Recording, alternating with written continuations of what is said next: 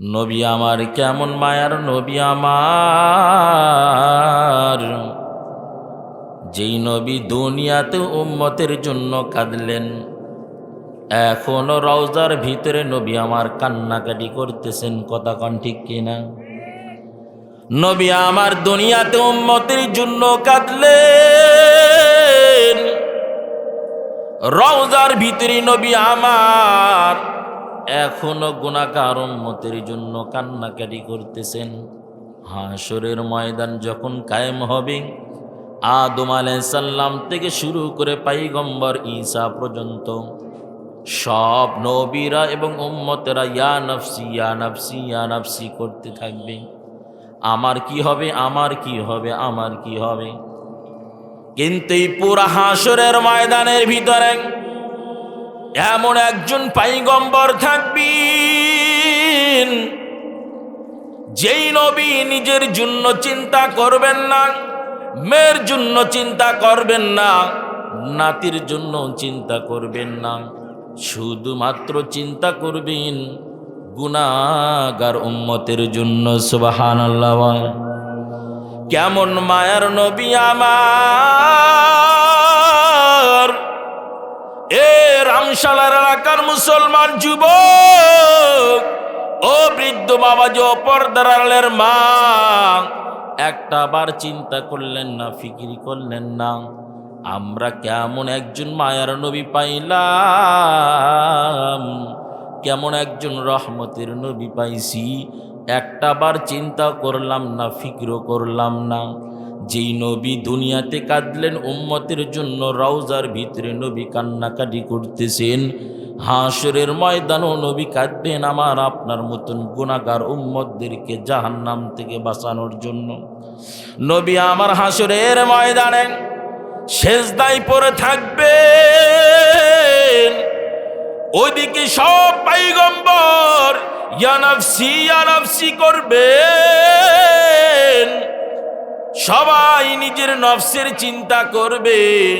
শুধু এমন একজন পয়গম্বর থাকবেন, যেই পয়গম্বর নিজের চিন্তা করবেন না, আমার আপনার মতন গুনাহগার উম্মতের চিন্তায় সেজদায় পড়ে থাকবেন। আল্লাহ তাআলা ডাক দিয়ে বলবেন, আমার হাবিব আপনি তাড়াতাড়ি মাথা উঠাইয়া দেন, এভাবে সেজদায় থাকবেন না। আল্লাহর নবীজি বলবেন, ও গো মালিক, যেই উম্মতের জন্য আমি আমার সারা জীবন দুনিয়ায় কাঁদলাম, কবরের ভিতরেও কাঁদলাম গো মালিক, আজকে হাসরের ময়দানে যদি আপনি আমার এই গুনাহগার উম্মতদেরকে যদি জাহান্নামে দিয়ে দেন, তাহলে আমি নবীর সারা জীবনের কষ্টগুলো সব বৃথা যাবে গো মালিক। আজকে আমার এই গুনাহগার উম্মতদেরকে আপনি বাঁচান। আমার আপনার নবী সেজদায় পড়ে থাকি কাঁদবেন। আল্লাহ তাআলা আমার আপনার পয়গম্বরকে আল্লাহ এতটাই ভালোবাসেন, জি আল্লাহ ডাক দিল, হাবিব আজকে আপনি কান্নাকাটি করবেন না, কারণ আপনার চোখের পানি জমিন সহ্য করতে পারে না, আসমান সহ্য করতে পারে না, আমি আল্লাহ সহ্য করতে পারি না। সুবহানাল্লাহ বলেন। আল্লাহ তাআলা ডাক দিয়ে বলবেন, ও গো আমার হাবিব, আজ আপনি মাথা উঠাইয়া দেন, আজ আপনি যা চাইবেন আমি আল্লাহ তাআলা তাই দান করব।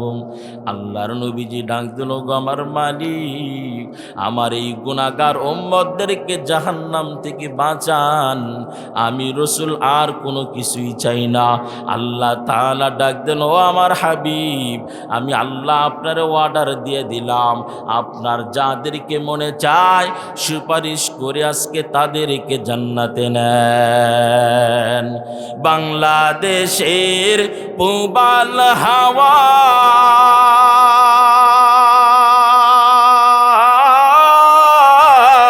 পশ্চিমে কো ধাওয়া, এই গরিবের দুঃখী সালাম, এই গরিবের দুঃখী সালাম, পৌঁছে দিও মদিনায় মদিনা, যাইতে পারলাম না মদিনা, দেখিতে পারলাম না।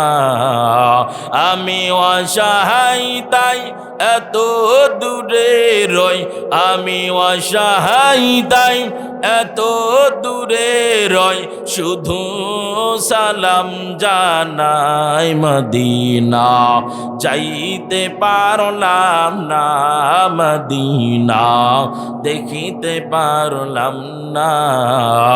কান্দি আমি পাগল বেশে,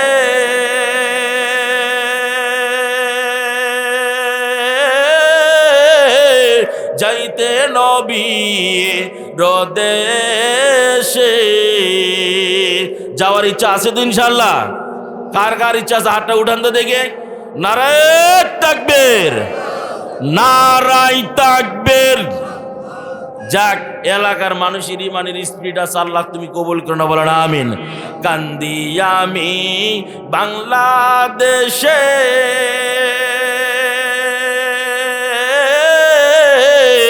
যাইতে নবী রদেশে,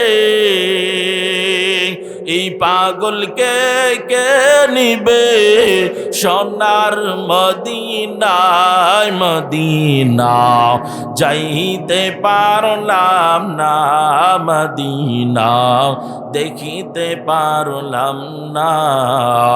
আমি অসহায় তাই এত দূরে রয়, আমি অসহায় তাই এত দূরে রয়, শুধু সালাম জানাই মদিনা, যাইতে পারলাম না মদিনা, দেখিতে পারলাম না। চিৎকার দিয়ে বলুন আল্লাহু আকবার। আল্লাহ তাআলা ডাক দিয়ে বলুন, আমার হাবিব, আজকে আপনি মাথাটা উঠাইয়া দেন, আমি আপনারে বেজার করার জন্য আজকে উপস্থিত করি নাই। ও আমার পয়গম্বর, আজকে আপনি তাড়াতাড়ি মাথা উঠাইয়া দেন। আমার আপনার পয়গম্বর ডাক দিয়ে বলবেন, আল্লাহ আমি 63টা বছর দুনিয়াতে কাটাইলাম উম্মতের জন্য, কবরে উম্মতের জন্য কাঁদলাম, আয় আল্লাহ আপনি আমার উম্মতদেরকে বাঁচাইয়া দেন। আল্লাহ তাআলা ডাকবেন, হাবিব আমি আল্লাহ আপনারে অর্ডার দিয়ে দিলাম, যাদেরকে মনে চায় সুপারিশ করে জান্নাতের দিকে নিয়ে যান। ওই মদিনাওয়ালা পয়গম্বর বলে, রে উম্মত, আমি রসুল তোমাদের কি জানাইয়া গেলাম, আমি রসুলের বাণীটারে পড়ং, আমি রসুলের বাণী মতন জীবনটা চালাইয়া যাও। যদি আমি রসুলের পক্ষ নিয়ে তুমি যদি জীবনটা চালাইতে পারো, কবরে আসতে দেরি হবে, ওই কবরে জান্নাতের বিছানা বিছাইতে আল্লাহ দেরি করবেন না।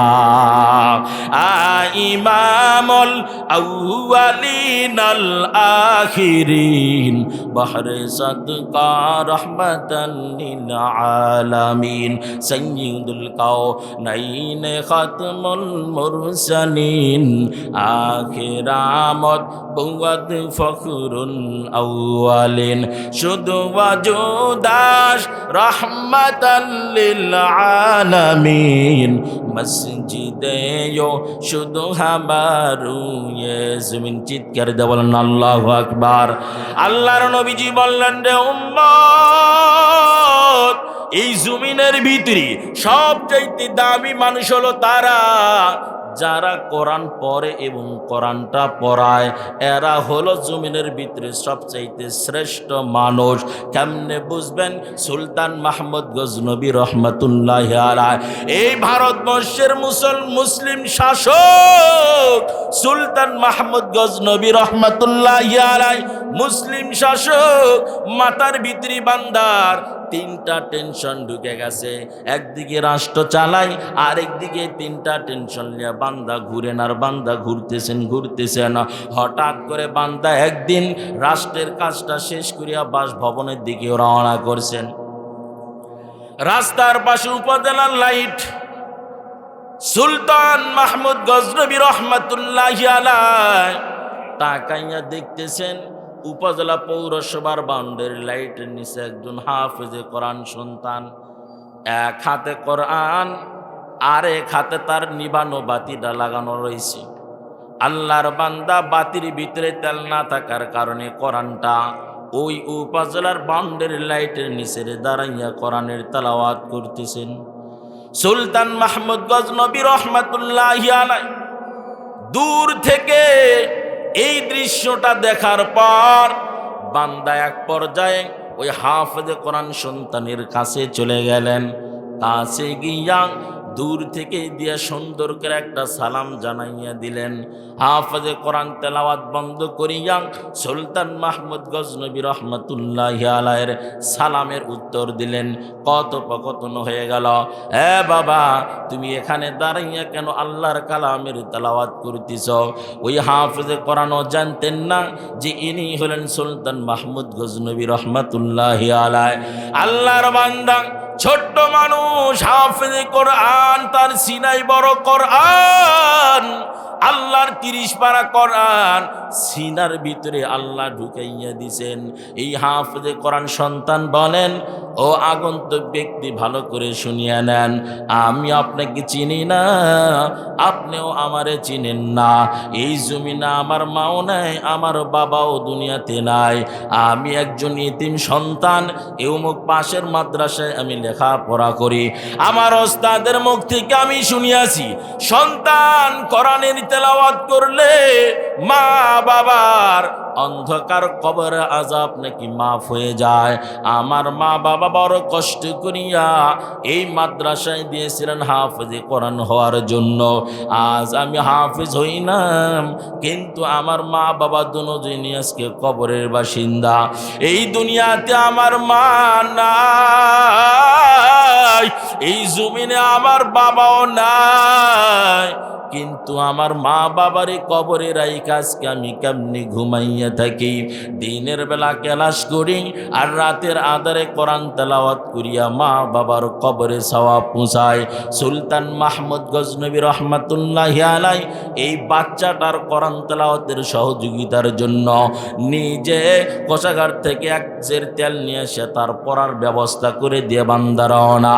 যাইতে যাইতে বাসভবনে গিয়া আল্লাহর বান্দা ফ্রেশ হইয়া বিছানায় শুয়ে পড়ছেন আর চিন্তা করতেছেন কার ওসিলায় সরকারে দো আলম নবীর আমি স্বপ্নে যোগে দেখব। এই জমিনের ভিতরে দামি ব্যক্তিকে, আর আমি সবকতগিনের সন্তান কিনা। আল্লাহর বান্দার মাথায় 3টা বড় টেনশন। বান্দা এইটা চিন্তা করতে করতে গভীর ঘুমে ঘুমাইয়া গেছেন। হঠাৎ করে সুলতান মাহমুদ গজনবী ঘুমের ভিতরে স্বপ্নে যোগে দেখতেছেন মদিনার পয়গম্বর ঘুমের ভিতরে হাজির। সুলতান মাহমুদ গজনবীরে ডাক দে বলে, রে সুলতান, এ সমক্তগিনের সন্তান সুলতান, এই ভারতবর্ষের তুমি বড় বাদশাহ। এ সুলতান শুনিয়া নাও, এই জমিনের ভিতরে সবচাইতে দামি ব্যক্তি হলো কারা? তুমি বেশ কিছুদিন ধরিয়া এই টেনশনটা নিয়ে তুমি বড় ঘুরতাছ। এ সবক্তগিনের সন্তান সুলতান মাহমুদ, তুমি ভালো করে শুনিয়া নাও, আমি দু জাহানের বাদশাহ মদিনার পয়গম্বর আমি তোমারে জানাইয়া গেলাম। এই জমিনের ভিতরে সবচাইতে দামি ব্যক্তি হলো তারা যারা কোরআন পড়ে এবং কোরআনের শিক্ষা দেয়। এরে নবীর উম্মতির দলের যুবক, ও বৃদ্ধ বাবাজি, ও পর্দার আড়ালের মা, আজ আপনি কোরআন তেলাওয়াত শিখতে চান না, নিজের সন্তানকেও হাফেজে কোরআন বানাইতে চান না। এর যুবক ভাই, মনটা কি চায় না আপনি একজন কোরআনের হাফেজ হয়ে অন্ধকার কবরে যাবেন? এরে পর্দার আড়ালের মা, মনটা কি চায় না রে মা একজন হাফেজে কোরআনের সন্তানের মা হয়ে কবরে যাবেন, আর আপনার ইন্তেকালের পর আপনার এই সন্তানটা আপনার জানাজা পড়াইয়া অন্ধকার কবরে নামাইয়া দিবে। ওই মা বাবার চাইতে ভাগ্যবতী মা বাবা আর কেউ হতে পারে না। যেই মার সন্তানটা হবে হাফেজে কোরআন, ওই বাবার চাইতে বড় ভাগ্যবান বাবার কে হতে পারে? যেই বাবার ইন্তিকালের পর সন্তান নিজ হাতে জানাজা পড়াইয়া অন্ধকার কবরে নামাইয়া দিবে। এর যুবক ভাই ও বৃদ্ধ বাবাজি, একটু দিলের কান দিয়ে শোনেন, একটু মনে মনে চিন্তা করার চেষ্টা করেন। আপনার সন্তান যদি একজন আলেম হয়, একজন যদি হাফেজে কোরআন সন্তান হয়, আর এই অবস্থায় যদি আপনার ইন্তিকাল হয়ে যায়, এই সন্তান যদি আপনার লাশটারে সামনে নিয়া জানাজা পড়ানোর জন্য যখন তাকবীর দিবেন, ওই সন্তানের চোখের পানি ধরে রাখা সম্ভব না। কথা কন ঠিক কিনা? এই সন্তান যখন দেখবেন আমার জন্মদাতা বাবা আজকে আমার চোখের সামনে লাশ হয়ে পড়ে রইছে, যেই বাবা সকাল থেকে সন্ধ্যা পর্যন্ত পরের বাড়িতে কাজ করিয়া আমি সন্তানের জন্য খাবারের ব্যবস্থা করিয়েছে, পোশাকের ব্যবস্থা করিয়েছে, যেই বাবা আমার কারণে ভালো একটা পোশাক পরিধান করলো না, যেই মা কোনোদিন আমার কারণে ভালো একটা পরনের শাড়ি পরল না, আজ ওই মা ওই বাবা আমার চোখের সামনে লাশ হয়ে পড়ে রয়েছে। এরে নবীর উম্মতির দল, ভালো করে শুনো, সন্তান যদি মা বাবার লাশটা সামনে নিয়া চোখের পানি যদি সারিয়া ডাক দেয়, গয় মালিক আমার মা বাবার কবরে আযাবটুকু মাফ করে দিও, মদিনার পয়গম্বর বলে উম্মত ওই সন্তানের চোখের পানি গাল বেজুমিনে পড়বার আগে আল্লাহ তাআলা মা বাবার কবরে আযাব আল্লাহ মাফ করে দেন। জোরে বলেন আল্লাহু আকবার। এরে নবীর উম্মতির দল, ভালো করে শুনিয়া রাখো, এইগুলি বিষয় বয়ান করা সহজ, মানা বড় কঠিন। কথা কন ঠিক কিনা? আর যারা মানতে পারছে তারা দুনিয়াতেও সফল, আখিরাতেও হবে সফল। কথা কন ঠিক কিনা? নবীজি বললেন, যখনই কোনো মাইয়াত ইন্তিকাল করে সব কিছুই তার বন্ধ হয়ে যায়, তিনটা জিনিস তার শুধু জারি থেকে যায়। এক নাম্বার হলো সে যে এলেম শিখছে এই এলেমের অনুযায়ী তার কিয়ামত পর্যন্ত সে সওয়াব পাবে। দুই নাম্বার হচ্ছে নেক সন্তান যদি দুনিয়াতে রাইখা যাইতে পারে, এই নেক সন্তান যতগুলো নেক কাজ করবে 50% সওয়াব মা বাবার আমল নামায় জমা হবে। কথা কন ঠিক কিনা? আর তিন নাম্বার হচ্ছে বান্দা তুমি আল্লাহর রাস্তায় যা দান খয়রাত করিয়া যাবা, সৎকায় জারিয়ামূলক যেই দানগুলো করিয়া যাবা, তুমি কবরে শুয়ে শুয়েও সেখানে সওয়াব তুমি পাইবা। নেক সন্তান দুনিয়াতে রাইখা যান। এই যে মডার্ন যুগে কত যুবক আছো মা বাবা হারাইছো, এরপরও একটা বার মার কবরের সামনে তুমি যাইতে পারলা না, বাবার কবরের সামনে গেলা না। এ যুবক ভাই ও বৃদ্ধ বাবাজি, ভালো করে শুনিয়া রাখিয়েন, আজকে যেমন আপনি আপনার মা বাবার জন্য কোনো কিছুই করেন না, আপনার সন্তানও আপনার জন্য কিছুই করবে না। কথা কন ঠিক কিনা? এই জন্য একজন নেক সন্তান বানাইয়া যান। নেক সন্তান বানানোর জন্য থিওরি হলো কোরআন। কোরআনটা তার সিনায় ঢুকাইয়া দেন। এ ছোট হইয়া কোরআনটা যদি সিনায় ঢুকাইতে পারে, এরপরে যদি ডাক্তার হয়, ইঞ্জিনিয়ার হয়, ব্যারিস্টার হয়, সুপারস্টার হয়, কোনো সমস্যা নাই, কারণ অন্তরটা ভরা থাকবে আল্লাহর কোরআন দ্বারা। আল্লাহর জাহান্নামের ভয় থাকবে, আল্লাহর ভয় থাকবে। আপনার মতন মা বাবা অন্ধকার কবরে থাকলে সন্তান ভুলতে পারবে না, যাই নামাজে দাঁড়াই আল্লাহর কাছে বলবে, মালিক আমার মা বাবারে আপনি আযাব দিয়েন না। সন্তানের চোখ থেকে টপ টপ টপ টপ করে পানি পড়বে। কথা কন ঠিক কিনা? এই জন্য নেক সন্তান তৈরি করার দরকার আছে না নাই? এই জন্য নেক সন্তান বানাইয়া যান। শায়েখ জাকারিয়া রহমাতুল্লাহি আলাইহি উনি ওনার কিতাবের ভিতরে লিপিবদ্ধ করিয়ে গেলেন যে একটা নেক সন্তান থাকলে মা বাবার কবরটা কেমন জান্নাতের বাগান হয়। আল্লাহর বান্দি একজন দুনিয়া থেকে নেকি বিদায় নিয়ে গেছেন, তার এই দুনিয়াতে ওয়ারিসানা হিসেবে শুধুমাত্র একটাই ছেলে আছে। রক্তের আর কোনো আত্মীয় নাই, শুধুমাত্র তার একটা ছেলে রয়ে গেছে। যেই ছেলেটা বাজারের এক কোনায় শুধু দোকানদারি করত। আল্লাহর বান্দি কবরের ভিতরে শুয়ে রয়েছেন।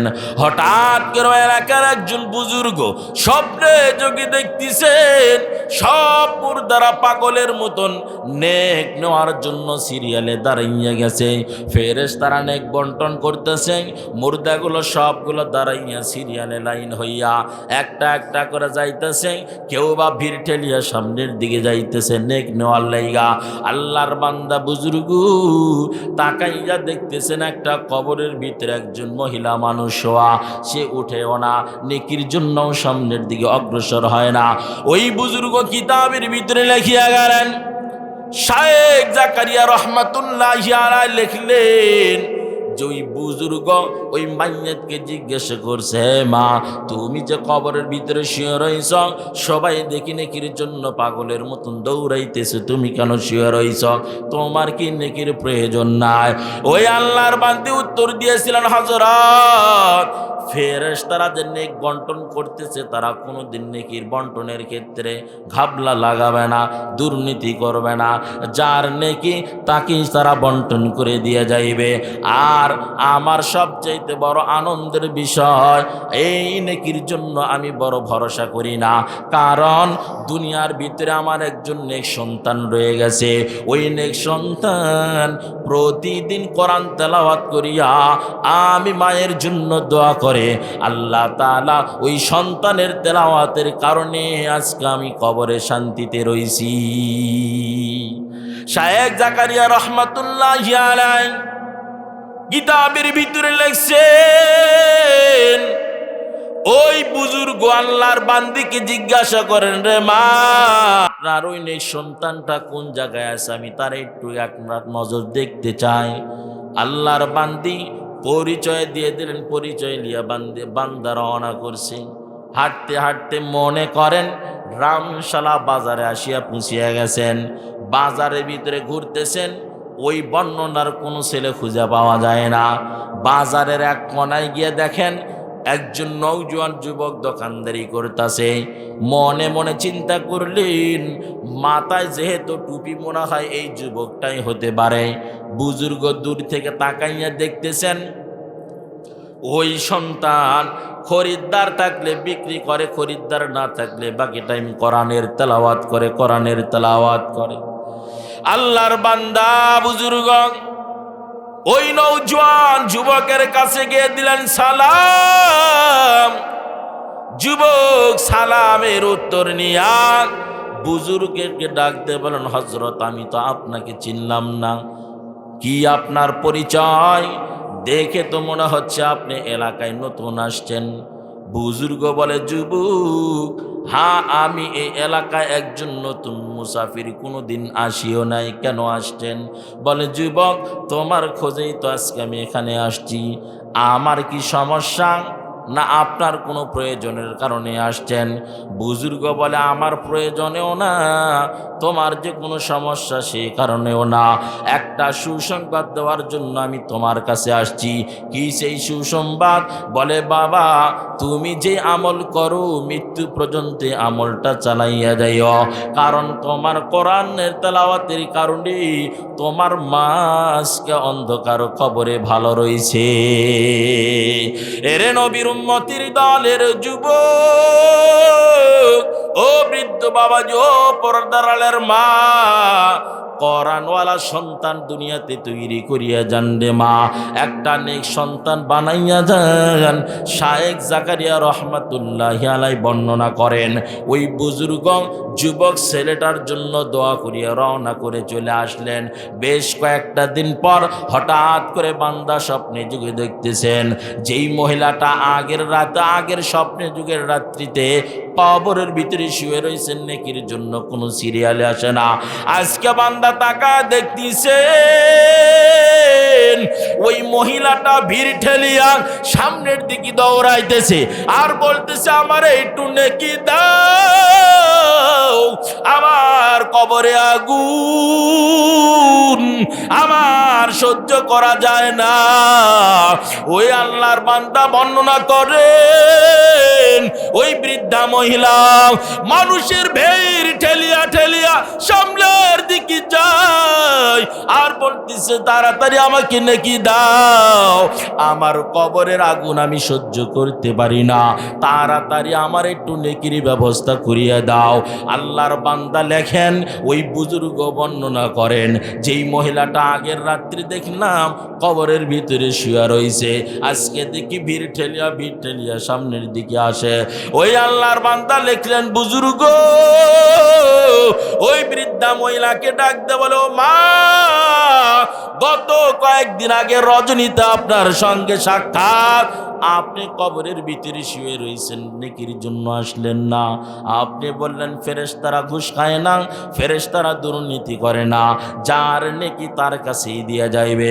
আজকে কেন আপনি কবর থেকে পাগলের মতন ছুটে দৌড়াইতেছেন? ওই আল্লাহর বান্দি বলে, হযরত, আমার যে নেক সন্তানটা দুনিয়াতে রাখছিলাম, আমার মাওলা আমার সন্তানটার নিয়ে গেছে। আমার কবরে যেই সন্তান কোরআনের তেলাওয়াত করিয়া আমি মায়ের জন্য চোখের পানি ফেলে কান্নাকাটি করতেন, আজ আমার ওই সন্তান দুনিয়ার বুকে নাই। আজ আমার কবরে জাহান্নামের আগুন দাউ দাউ করে জ্বলতেছে। আমি মা আজকে কবরে শান্তি পাই না। এর রামশালার এলাকার মুসলমান যুবক, ও বৃদ্ধ বাবাজি, ও পর্দার আড়ালের মা, এখানে এমনও মানুষ আছেন যাদের মা নাই, কথা কন ঠিক কিনা? এখানে এমনও মানুষ আছেন যাদের বাবা নাই, কথা কন ঠিক কিনা? এখানে এমনও মানুষ আছেন যারা নিজের কলিজার টুকরা সন্তানকে কবরে রাখছেন, আছেন না নাই? এখানে এমনও মানুষ আছেন যারা নিজ হাত দ্বারা নিজের ভাইকে অন্ধকার কবরে রাখছেন, আছেন না নাই? এই যে চেয়ারটা আজকে খালি দেখতেছেন, কালো কাপড় দ্বারা দেওয়া, বান্দা 2 দিন আগেও আপনাদের সামনে সব মাদ্রাসার মাহফিল নিয়ে মিটিং করছে, কথা কন ঠিক কিনা? আজকে বান্দা অন্ধকার কবরে বাসিন্দার, কিন্তু বান্দা যে কাজটা করিয়া গেছে কবরে শুয়াও সারা জীবন তার কবরে নেকির সওয়াব পুষবে, কথা কন ঠিক কিনা? কারণ সদকায় জারিয়ামূলক কিছু দান করেছে, নিজের শরীর থেকে সহযোগিতা করছে, কথা কন ঠিক কিনা? এমন সদকায় জারিয়া আর অন্ধকার কবরের সামান গোছানো আমাদের দরকার আছে না নাই? রাজি আছেন তো ইনশাআল্লাহ সামান গোছানোর জন্য? হ্যাঁ, কারা কারা রাজি আছেন? দুটো হাত উঠায় দেন দেখি। আল্লাহ আপনি কবুল করে নেন, বলেন আমিন। জোরে একটা তাকবীর দিবেন, নারায়ে তাকবীর, নারায়ে তাকবীর। যাক, এলাকার মানুষ অনেকটাই নীরব থাকলেও ইমানটা অনেক শক্তিশালী, কথা কন ঠিক কিনা? শেষ পর্যন্ত বসে থাকা যাবে তো ইনশাআল্লাহ? থাকবেন তো বসে, নাকি আমারে থুয়ে দৌড়তে যাবেন গা? হ্যাঁ, যান না বাপ, যান। আসছি অনেক দূর থেকে আপনাদের মহব্বত আর ভালোবাসা নিয়ে, চাই সবাই মিলে একসাথে জান্নাতে ঢুকি, কথা কন ঠিক কিনা? নবীজি বলেন, উম্মত, মানুষের যখন মরণ হয়ে যায় 3 জিনিস শুধু তার জন্য চালু থেকে যায়। 1 নাম্বার হলো তুমি যেই কোরআন হাদিসের ইলমটা শিখিয়েছো, এই ইলম দ্বারা তুমি কবরে শুয়ে থেকেও তুমি সওয়াব পাইবা। 2 নাম্বার হলো তুমি যদি তোমার নেক সন্তান দুনিয়াতে রাইখা যাইতে পারো, এর বিনিময়ে তুমি কবরে সওয়াব পাইবা। 3 নাম্বার হলো বান্দা, তুমি যদি সদকায়ে জারিয়ামূলক যদি কোনো কাজ করিয়া যাও, মাদ্রাসা তৈরির জন্য টাকা দান করছেন, মসজিদ তৈরি করার জন্য অর্থ দান করছেন, সমাজের দরিদ্র মিসকিন অসহায় মানুষের পাশে আপনি দাঁড়াইছেন, মনে রাখবেন আল্লাহ তাআলা এর বিনিময় আজীবন আপনার কবরে নেক দান করবেন। সুবহানাল্লাহ বলেন। এই মাদ্রাসায় কত ইতিম সন্তান আছে যাদের দুনিয়াতে দেখার মতন কেউ নাই। এই ইতিম সন্তানের মাথায় মোহাব্বতের সহিত যদি আপনি একটু হাতটা রাখিয়া দেন, নবীজি বলেন তোমার হাতের নিচে যেই পরিমাণ চুল পড়বে, প্রত্যেকটা চুলের বিনিময় আল্লাহ এক একটা করে নেকি দান করবেন। সুবহানাল্লাহ বলেন। আমার আপনার নবী এতিমের জন্য কেমন মায়ার নবী। নবী একদিন বাসায় থেকে বের হইয়া রাস্তা দিয়ে যখন যাইতেছেন, নবীজি দেখেন রাস্তার পাশে কিছু বাচ্চারা খেলাধুলা করতেছে। একটা বাচ্চা জীর্ণ শীর্ণ অবস্থায়, শরীরে ভালো কোনো পোশাক দেখা যায় না, জীর্ণ শীর্ণ অবস্থায় থরথর করে কাঁপতেছে। বাচ্চারা তাকে কেউ খেলতে নেয় না, দূরে দূরে বসে থেকে শুধু খেলাগুলো দেখে যায়, আর চোখ থেকে top top top top top top করে তার পানিগুলো বেয়ে বেয়ে পড়তেছে। নবী তো রাহমাতুল লিল আলামিন, কারণ আমার নবী মানুষের যেমন রহমতের নবী, আমার আপনার নবী পশু পাখির জন্য রহমতের নবী। কথা কন ঠিক কিনা? ধনীর জন্য যেমন রহমতের নবী, গরিবের জন্য ঠিক তেমন রহমতের নবী। বড় মানুষের জন্য যেমন রহমতের নবী, ঠিক তেমনি ভাবে ছোট মানুষের জন্য রহমতের নবী। কথা কন ঠিক কিনা? নবী আমার ওই ছোট বাচ্চারে দেখিয়া বলে, বাবা আসো, তুমি খেলাধুলা না করিয়া এখানে কেন তুমি বসে রইছ? বলের গো নবীজি, এই দুনিয়াতে আমার মাও নাই, আমার বাবাও দুনিয়াতে নাই, এই বাচ্চারা আমাকে কেউ খেলতে নেয় না, আমি এখানে বসিয়া বসিয়ে তাদের খেলা দেখতেছি। নবীজি আমার ওই তিন বাচ্চাটার হাতটা ধরিয়া ঘরের ভিতরে নিয়ে গেলেন। আম্মা জান আয়েশা সিদ্দিকা রাদিয়াল্লাহু তাআলা আনহাকে বলেন, ওরে আয়েশা, আমার এই ছোট উম্মত, এই সন্তানটার একটু ভালো পোশাক পরিয়ে দাও। নবীজি নিজে একটা চাদর চিরিয়া পরনের ভিতরে একটা লাগাইয়া দিলেন, পুরা শরীরের ভিতরে একটা মোড়াইয়া দিলেন। বাচ্চাটার হাতটা ধরিয়া নবীজি সুন্দর করে তাকে হাতটা ধরিয়া মসজিদের নববীর দিকে নিয়ে যাওয়ার জন্য নবীজি হাঁটতেছেন। যখনই ঘর থেকে একটু বেরিয়ে পড়লেন, নবীজি আবার হাতটা ধরিয়া বলে, বাবা তুমি হাঁটবা না, তুমি আজকে আমার কাঁধের উপরে উঠে বসো, কারণ আমি এই বয়ানটা করিয়ে যাব, কারণ এই দুনিয়াতে আমি নবীর মা নাই, আমি নবীর মা বাবাও নাই, কারণ আমি জন্মের আগে বাবা হারাইছি, আমার জন্মের 6 বছর বয়সে আমি আমার মাকে হারাইছি। মা বাবা না থাকার কষ্ট যে কেমন আমি নবীজি ভালো করেই জানি। তুমি আজকে নিজে নিজে হাঁটবা না, তুমি আমি রসুলের আজকে কাঁধে উঠে বসবা। বাচ্চা নবীজির কাঁধে উঠতে চায় না, কারণ আমার নবীজি হলেন রহমাতুল লিল আলামিন। আমার নবীর এই দুনিয়াতে মাও নাই, আমার নবীরও বাবা নাই। এর নবীর উম্মতের দল, মনে মনে একটু চিন্তা করো আর খেয়াল করিয়া দেখিও রে বাবা, এই জমিনে যার মা নাই বাবা নাই, মনে হয় দুনিয়াতে ওর মতন অসহায় আর কেউ নেই। কথা কন ঠিক কিনা? সারা দুনিয়া ভ্রমণ করবেন, বন্ধু বান্ধবীর অভাব নাই, কিন্তু যার ঘরে মা নাই, যার ঘরে বাবা নাই, ওর মতন দুঃখী সন্তান আর জমিনে কেউ হতে পারে না। টাকা পয়সা থাকলেও মা বাবার মতন মায়ের মানুষ আর কেউ নাই।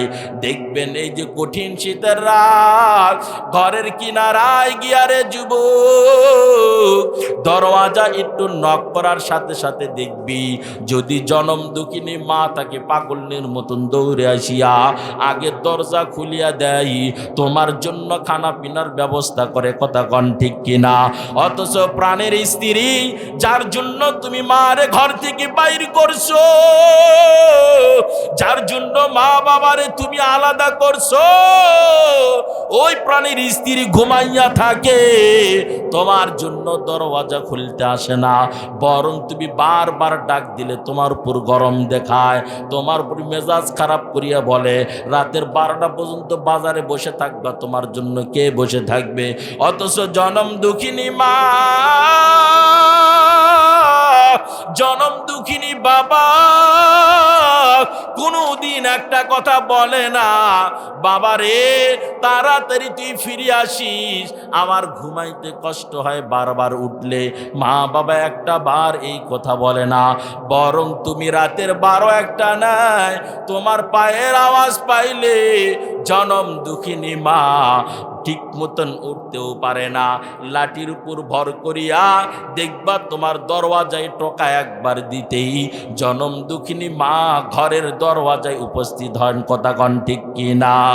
যার মা বেঁচে নাই তার মতন দুঃখী নাই, যার মা বেঁচে নাই তার মতন দুঃখী নাই, খালা ফুফু মায়ের মতো না, জান্নাতের চাবি আমার মা, জান্নাতের চাবি আমার মা, হাই মা গো জান্নাতের চাবি আমার মা।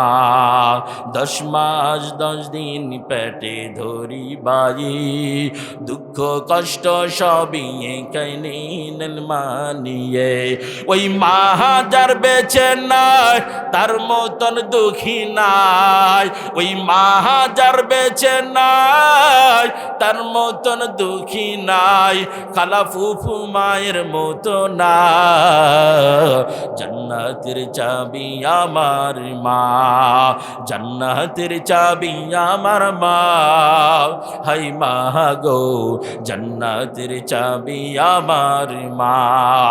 আমার কিছু হলাই মা জানেন সবার আগে। কথা কন ঠিক কিনা? আক্কেলপুর এলাকার মুসলমান যুবক ও রামশালার বৃদ্ধ বাবাজিরা, পর্দার আড়ালের মা ও পর্দার আড়ালের যুবতী বোনেরা, দিলের কান্দে আমার একটু কথাটা শুনিয়া নাও। যাদের আব্বা আম্মা বেঁচে আছে আমি তোমাদের পায়ে হাত ধরে বলিয়া যায়, ওই মা বাবারে কষ্ট দিস না রে যুবক। যার মা নাই সে ভালো করে জানে। আমি রুজবিন শহীদুল্লাহ 1.5 বছর আগে আমি আমার জনম দুঃখিনী মা রে 2টা হাত দ্বারা মাটির কবরে আমি রাখছি। যখনই আমি আমার মাকে অন্ধকার কবরে যখন নামাই, মার চেহারার মোড়টা, কাপড়ের মোড়টা যখন খুলিয়ে দিই, চোখের পানি ধরে রাখতে পারি নাই রে যুবক। কারণ আমার মা শীতের বেলা 3 বেলা খানা পাক করে খাওয়াইলেন, আমার জামা কাপড় সব কিছু ধুয়ে দিলেন। কোনোদিন মা একটা বার বলে নাই রে সন্তান আমারে বেতন দিবা, বাবা কোনোদিন একটা বার বলে নাই সন্তান আমার কাজের বেতন দিবা। নিঃস্বার্থভাবে দুনিয়াতে সন্তান লালন পালন করলেন, তোমারে আমার এই সমাজের প্রতিষ্ঠিত বানাইয়া দিছে। এরপর মা একটা দিন বলে নাই সন্তান বেতন পাইয়া কি করো, তাড়াতাড়ি আমার বেতনটা দিয়ে দাও। ছোটবেলা আমি তোমার জন্য কত কষ্ট করিয়েছি, একটা দিনের জন্য মা বাবা বলে না, বরং তুমি যখন দূর থেকে আসো তোমার আত্মীয় স্বজন সবাই তোমার হাতের ব্যাগের দিকে চেয়ে থাকে, কিন্তু তোমার জনম দুঃখিনী মা বাবা কোনোদিন তোমার হাতের ব্যাগের দিকে তাকায় না। তোমার জনম দুঃখিনী মা বাবা বলে না, বাবা এতটা বছর বিদেশ থাকলে আমি মায়ের জন্য কি নিয়ে আসছো, বরং মা বাবা তোমার ব্যাগের দিকে না তাকাইয়া তোমার পেটার চেহারার দিকে তাকাইয়া বলে, রে সন্তান মনে হয় তুই এখনো কোনো কিছু খাসনি। কথা কন ঠিক কিনা? ওই জনম দুঃখিনী মার অবদান ভোলার মতো না, ওই জনম দুঃখিনী বাবার অবদান কোনোদিন ভোলার মতো না। কথা কন ঠিক কিনা? আমার কিছু হলে মা জানেন সবার আগে, ওই মাকে কোথাও তোমরা পাইবা না। জান্নাতের চাবি আমার মা, জান্নাতের চাবি আমার মা, হাই মা গো জান্নাতের চাবি আমার মা। এরে নবীর উম্মতির দল, এই কারণে নেক সন্তান দুনিয়াতে রাইখা যাও, নেক সন্তানটারে বানাইয়া যাও, নিজে কিছু নেক আমল করার চেষ্টা করো, দান খয়রাত করো, দান খয়রাত করিয়া অন্ধকার কবরের দিকে রওনা হইয়া যাও। নিজে কোরআনের তেলাওয়াত শিখো, নিজের সন্তানটারে কোরআনের হাফেজ বানাও। নিজে শিখতে পারো নাই, নিজের সন্তানটারে হাফেজে কোরআন বানাইতে পারো নাই, অপরের সন্তান আপনার বাড়ির মাদ্রাসায় আসিয়া কোরআনের হাফেজ হওয়ার চেষ্টা করতেছেন। নবীজি জোরকারে দো আলম নবীজি উম্মতদেরকে জানাইয়া দিলেন, উম্মতেরা নিজে শিখতে পারো নাই, নিজের সন্তান কেউ বানাইতে পারো নাই, ও অপর মুসলমান ভাইয়ের সন্তান যদি তোমার মাদ্রাসা আসে পড়ে, তুমি যদি এখানে একটা টাকার মাধ্যমেও সহযোগিতা করতে পারো, আল্লাহ তাআলা এই সহযোগিতার বিনিময় তোমার জিন্দগির সব গুনাহ আল্লাহ মাফ করবেন। এই জন্য দান সৎকার দরকার আছে না নাই? আরো জোরে বলেন। নেক সন্তান দুনিয়াতে রাখার দরকার আছে না নাই? একটা সামান্য এক ফোঁটা যদি পানিও যদি আপনি সঠিক নিয়তে যদি দান করে দেন, আল্লাহ এর বিনিময় জিন্দগির সব গুনাহ মাফ করবেন। একজন আল্লাহর বান্দি মহিলা মানুষ, দুনিয়াতে শুধুমাত্র একটি মেয়ে, যেই মেয়ে নিজের জীবনের প্রতিও কোনো মায়া নাই, আর জনম দুঃখিনী মার কথা তো ভুলেও কোনোদিন ভাবে না। এই জনম দুঃখিনী মা অন্ধকার কবরের ভিতরে ঘুমাইয়া রয়েছেন। হঠাৎ করে এক বুজুর্গ বান্দা স্বপ্নে যুগে দেখতেছেন যে একজন বুড়ি মহিলা অন্ধকার কবরের ভিতরে শুধু হাউমাউ করে চিল্লায় আর চিৎকার দেয়। ওই বুজুর্গ বলেন, আমি ওই মহিলার কাছে জিজ্ঞাসা করলাম, রে মা, দুনিয়াতে কি আপনার কোনো সন্তান নাই? বলে, আমার কোনো ছেলে সন্তান নাই, আমার শুধু একটা মেয়ে সন্তান আছে, যেই মেয়ে নিজেকে নিজের জীবনকে বাঁচানোর প্রচেষ্টা করে না। আমি মায়ের জন্য সে কেমন মায়া লাগাবে? আমার ওই মেয়েটা তো একজন নাসনিয়নি মেয়ে। আল্লাহর বান্দা বুজুর্গ ওই বুড়ি মহিলার কাছ থেকে ওই মেয়েটার ঠিকানা নিয়ে পরের দিন রওনা করছেন। যাইতে যাইতে ওই মহিলার কাছে আইসা দেখে যে মেয়েটা পুকুরের ভিতরে গোসল করতেছে। ওই আল্লাহর বান্দা মেয়েটাকে ডাক দে বলে, রে মা, তোমার জনম দুঃখিনী মা অন্ধকার কবরের ভিতরে হাউমাউ করে কান্নাকাটি করতেছি, তার কবরে বড় কষ্ট হয়। ও মা, তুমি একটু তোমার মায়ের জন্য কিছু একটু দান সৎকা করিয়া দাও। আল্লাহর বান্দি হাস্যকর অবস্থায় এক চুল পানিটা তা ওই বুজুর্গর গায়ের দিকে ছিটা দিয়া বলে, যাও, আমার মায়ের জন্য আমি তোমার এই যে এক চুল পানি দান করে দিলাম, এইটা আমি সৎকা করে দিলাম। আল্লাহর বান্দা মনটা বড় খারাপ, কারণ এই কেমন মহিলা যে নিজের মায়ের কবরের কথাটা বলবার পরও দিলটা নরম হলো না? এমন সন্তান সমাজের মধ্যে আছে না নাই? আর জোরে বলেন, আছে না নাই? এই যে আল্লাহর বান্দা মনে বড় কষ্ট নিয়া বান্দা নিজ এলাকায় রওনা করছেন।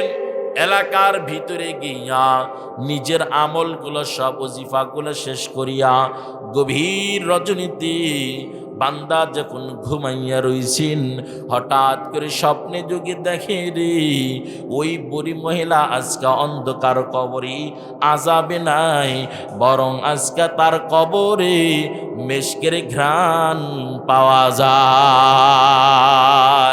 ওই বুজুর্গ ডাক দিয়ে বলে, রে বুড়ি মা, আজ আপনি কেন হাসি আনন্দের ভিতরে রয়েছেন রে বুড়িমা? আর আপনার কবর থেকে মিশকের ঘ্রাণ কেন পাওয়া যায়? আল্লাহর বান্দি বলে, হযরত, গতকাল যখন আপনি আমার মেয়ের কাছে গিয়েছিলেন, আমার মেয়ে হাসি ঠাট্টার মাধ্যমে এক চুল পানি আপনার গায়ের দিকে ছুঁড়ে ফেলেছিল আর বলছিল এইটা আপনাকে দান করে দিয়েছে, আল্লাহর হস্তে দান করে দিয়েছে। আল্লাহ তাআলা এর বিনিময় আমার জিন্দগির সব গুনাহ মাফ করেছে। আল্লাহর বান্দা বলে, রে বুড়িমা, তোমার মেয়ে সে তো খাস দিলে দান করে নাই, বরং সে হাসি ঠাট্টার স্থলে পানি নিক্ষেপ করছে আমার গায়ে। আল্লাহর বান্দি বলে, হযরত, আমার মেয়ে হাসি ঠাট্টার মাধ্যমে পানি নিক্ষেপ করেছিল ঠিক, কিন্তু আপনার শরীরে সব পানি গিয়ে পড়ে নাই, এক দুই ফোঁটা পানি জমিনের ভিতরে পড়েছিল। আর এমন এক জায়গায় এমন একটা ফোঁটা পানি পড়ছে, যেই পানির সামনে আল্লাহর ছোট্ট একটা মাখলুক পিপিলিকা, পানির অভাবে জীবনটা মরণাপন্ন ছিল। ওই পিপিলিকার মুখের সামনে গিয়া একটা ফোঁটা পানি যখন গিয়ে পড়ছি, ওই পিপিলিকা পানি পান করিয়া আল্লাহর কাছে দোয়া করে বলেছিল, দয়ার মালিক, যেই বান্দির হাতের পানি আপনি আমারে আজকে খাওয়াইয়া দিলেন, যেই বান্দি হাসি ঠাট্টার মাধ্যমে পানি নিক্ষেপ করছে দান করার নিয়তে, ও আল্লাহ, আমি ছোট্ট একটা মাখলুক পিপিলিকা তোমার কাছে বলিয়ে গেলাম, ও যদিও বা হাসি ঠাট্টার মাধ্যমে পানি নিক্ষেপ করছে, তোমার কাছে আমি দোয়া করলাম তোমার এই গুনাহগার বান্দির দানটারে তুমি সঠিক করে আদায় করে কবুল করে নাও। আর এই কবুলিয়তের মাধ্যমে ওই গুনাহগার মহিলার অন্ধকার কবরে যারা আছি সবার কবরে আযাব তুমি মাফ করিয়া দাও। ওই বুড়িমা ডাক দেয়া বলে, রে বুজুর্গ, আমার মেয়ে যখন এইভাবে পানিটা নিক্ষেপ করছি, ওই পিপিলিকা পানটা করিয়া আমি মায়ের জন্য একটু দোয়া করিয়া দিছি, আল্লাহ তাআলার রহমতের জরিয়ায় জোশ মারবার কারণে আল্লাহ আমার জিন্দগির সব গুনাহ মাফ করছেন। এরে নবীর উম্মতের দল, এরে আক্কেলপুর এলাকার মুসলমান যুবক, ও বৃদ্ধ বাবাজি, ও পর্দার আলের মা, এক ফোঁটা পানির কারণে যদি মায়ের কবরটা জান্নাতের বাগান হয়ে যায়, জাহান্নাম থেকে বাঁচিয়ে যায়, আমাদের আব্বা আম্মা যারা অন্ধকার কবরে গেছে রে, তাদের জন্য যদি আমরা একটা টাকা দান করি, তাহলে কি আল্লাহ আমার মা বাবার কবরে